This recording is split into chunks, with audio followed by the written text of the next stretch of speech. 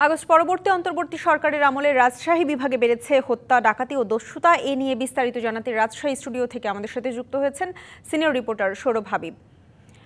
হাবিব, আপনার কাছে জানতে চাই যে আপনার প্রতিবেদনে আসলে আমরা দেখছিলাম যে ৫ আগস্টের পর রাজশাহীতে বেড়েছে অপরাধ প্রবণতা। প্রায় ৮ মাস পরেও আসলে আইন শৃঙ্খলা পরিস্থিতি মোকাবেলায় পুলিশ সক্রিয় হতে পারেনি কেন? ঈশিতা, কিছু কিছু অপরাধ কিন্তু কমেছে এবং কিছু কিছু অপরাধ বেড়েছে। যেমন হত্যা, ডাকাতি, এই অপরাধগুলো বেড়েছে এবং এই অপরাধগুলোর পেছনে এখানকার যারা বিশেষজ্ঞ আছেন তারা বলছেন যে আসলে ৫ আগস্টের পরে অনেকেই কর্মসংস্থান হারিয়েছে, বেকার হয়েছে, তাদের অপরাধে জড়িয়ে যাওয়ার একটা আশঙ্কা রয়েছে এবং এই কারণে অপরাধ বেড়ে যেতে পারে। এছাড়া ৫ আগস্ট পরবর্তী সময়ে পুলিশের যে মনোবল ভেঙে যাওয়া কিংবা পুলিশের যে সাংগঠনিক অবস্থা ভেঙে যাওয়া, এসব কারণেও কিন্তু পুলিশ অনেকটা নিষ্ক্রিয় ছিল, যে কারণে কিন্তু অপরাধীরা এই সুযোগটা কাজে লাগিয়েছে এবং তারা কিন্তু দিনে দিনে এখন পুলিশ যেটা বলছে যে তারা এখন পুলিশ জনতা মিলে একসঙ্গে কাজ করছে এবং এই একসঙ্গে কাজ করার জন্য কিন্তু এই যে গত ঈদ গেল, রোজা গেল, এখন কিন্তু বড় ধরনের কোনো অপরাধ ঘটেনি বলে দাবি করছে। এছাড়া আরেকটি বিষয় কিন্তু আমরা লক্ষ্য করেছি যে উদ্ধারজনিত যে মামলা পুলিশ দেখায়, এই উদ্ধারটা কিন্তু কমেছে। অর্থাৎ উদ্ধার যদি কমে যায় তাহলে অপরাধ কমেছে এমনটি নয়।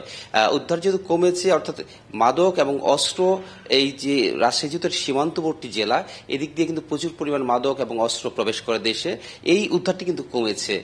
এর ৬ মাস আগে ৬,২২২টি মামলা হয়েছিল এই উদ্ধারজনিত এবং ৬ মাস পরে ২,৭৯৮টি মামলা হয়, অর্থাৎ ৩,৪২৪টি মামলা কিন্তু কমেছে। অর্থাৎ এই মামলাগুলো কিন্তু যে এই সীমান্ত দিয়ে যে অস্ত্র মাদক আসে সেগুলো কিন্তু উদ্ধার হয়নি।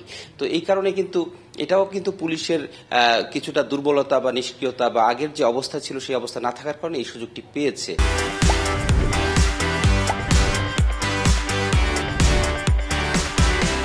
সৌরভ, আমরা আপনার প্রতিবেদনে দেখছিলাম যে আইন শৃঙ্খলা পরিস্থিতির উন্নয়নের জন্য আসলে বিশিষ্টজনরা কিছু উদ্যোগের কথা বলেছেন।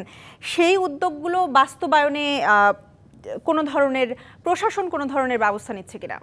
আসলে এই যে কর্মসংস্থানের যে বিষয়টি, অধিকাংশ যারা কর্ম হারিয়েছেন তারা কিন্তু বিভিন্ন প্রাইভেট সেক্টরের, আর পুলিশের পক্ষ থেকে কিন্তু কর্মসংস্থানের ব্যবস্থা করার সুযোগ খুবই কম।